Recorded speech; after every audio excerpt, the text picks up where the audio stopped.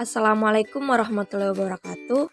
Di sini saya akan memaparkan tentang karakteristik instrumen penilaian berupa tes. Selanjutnya, kita akan membahas apa sih yang dimaksud dengan tes. Menurut James S. Cangelosi tahun 1995, tes adalah bagian daripada pengukuran terencana yang digunakan oleh guru untuk mencoba menciptakan kesempatan bagi para siswanya untuk memperlihatkan prestasi mereka dalam kaitannya dengan tujuan yang telah ditentukan.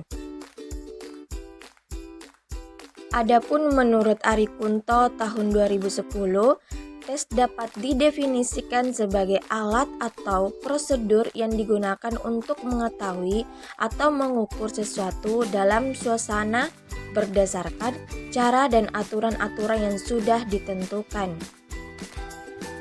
Dari kedua pendapat tersebut, dapat ditarik kesimpulan bahwa tes adalah serangkaian cara atau prosedur-prosedur yang digunakan untuk memperoleh data atau informasi yang akurat tentang suatu objek dalam rangka pengukuran dan penilaian yang nantinya akan digunakan untuk mengembangkan dan meningkatkan hal-hal yang berkaitan dengan pendidikan.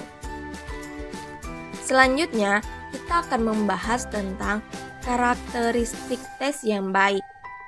Menurut Ari Kunto dan Suharsimi dalam bukunya, Dasar-dasar evaluasi pendidikan, sebuah tes yang dapat dikatakan baik sebagai alat pengukur harus memenuhi persyaratan tes, yaitu memiliki pertama, validitas, yang kedua, reliabilitas, yang ketiga, objektivitas, yang keempat, praktikabilitas, dan ekonomis. Yang pertama, kita akan membahas valid atau validitas. Validitas merupakan sebuah kata benda, sedangkan valid merupakan kata sifat.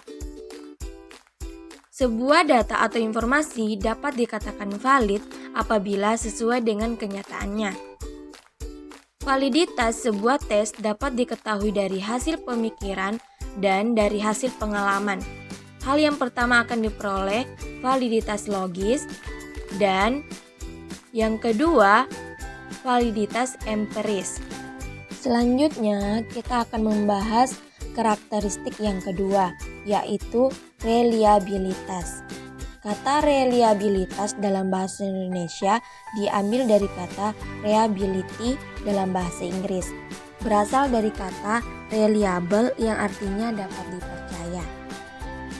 Apabila istilah tersebut dikaitkan dengan fungsi tes sebagai alat ukur, maka suatu tes dapat dikatakan reliable dan memiliki reliabilitas jika hasil-hasil pengukuran yang dilakukan dengan menggunakan tes tersebut secara berulang kali terhadap subjek yang berbeda, kapan saja, di mana saja, dan oleh siapa saja, diperiksa atau dinilai senantiasa menunjukkan hasil yang relatif sama. Karakteristik tes yang ketiga, yaitu objektivitas. Suatu tes dapat dikatakan objektif dan memiliki objektivitas apabila tes tersebut disusun dan dilaksanakan sesuai dengan apa yang ada.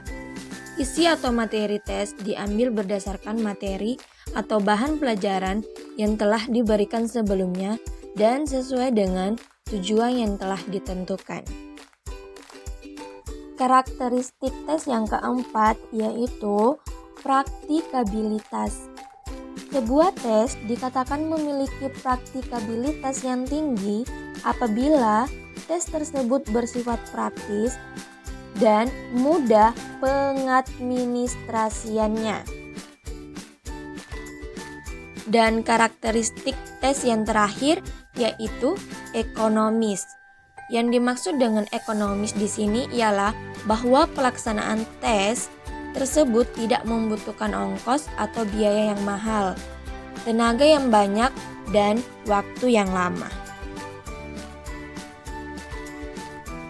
Dalam pengembangan tes, mengukur kemampuan siswa pada umumnya memang dilakukan dengan cara mengetes siswa dengan serentetan soal yang sebelumnya disusun oleh guru berdasarkan indikator-indikator yang ditetapkan di awal. Agar dapat lebih mudah dalam menyusun instrumen tes, berikut langkah-langkah yang dapat Anda tempuh dalam melakukan pengembangan tes. Ada 9 langkah yang perlu ditempuh dalam pengembangan tes hasil belajar atau prestasi belajar.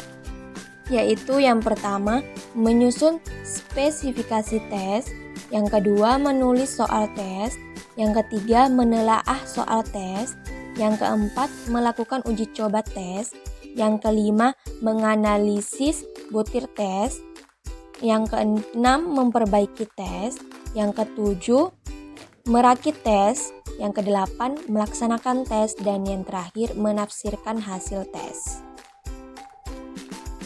Sampai di sini saja pemaparan dari saya.